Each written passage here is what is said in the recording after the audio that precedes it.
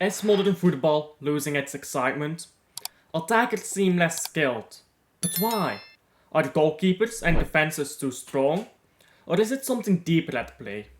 This video will dive into why football is becoming a game of physicality over skill, and what can be done to restore it to its former glory.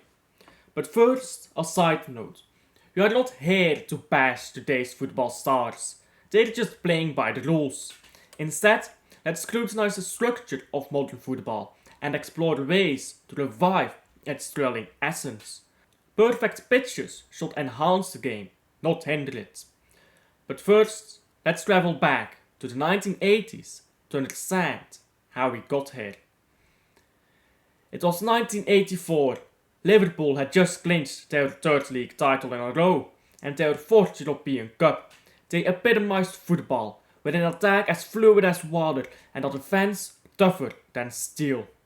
Their defenders weren't the fastest, but they were formidable, taking you to the ground or deftly stripping the ball from your feet. This was football. Keep the ball too long and you pay the price. This essence is lost in today's game. Rules now favor attackers, but paradoxically, this has made them worse. How? Take modern forwards like Erling Haaland, Kylian Mbappe, Dovbyk and Osimhen.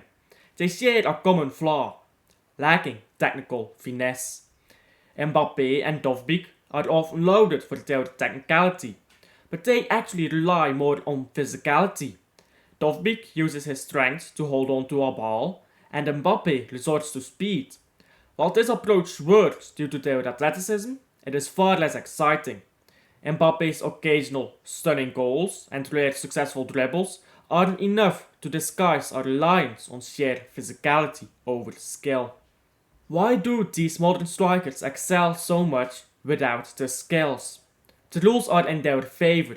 You can't tackle them aggressively without it being a foul. Handballs are penalized strictly, forcing defenders into awkward positions when defending in the box. It's an almost impossible task for the defenders. In the past, maintaining control over the ball was essential. If you played the ball forwards too much and tried to run, a defender would push you into the ground. Today, such actions are deemed fouls. Back then, they were solid defending. Mbappe would struggle in the older eras of football due to less strict rules against physical play. It is not his fault. He has undeniable talent. If he played back then, he'd likely have developed more technical skills to compensate more in the older eras. But modern football rules have steered him and others towards emphasizing physicality at the expense of technical finesse. Passing has changed too.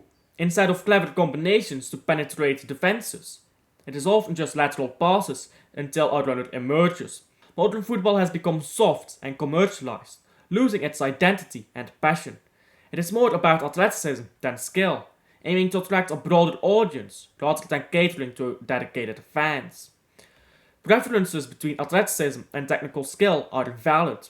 If you love speed, watch track and field. If you admire high jumps, watch those events.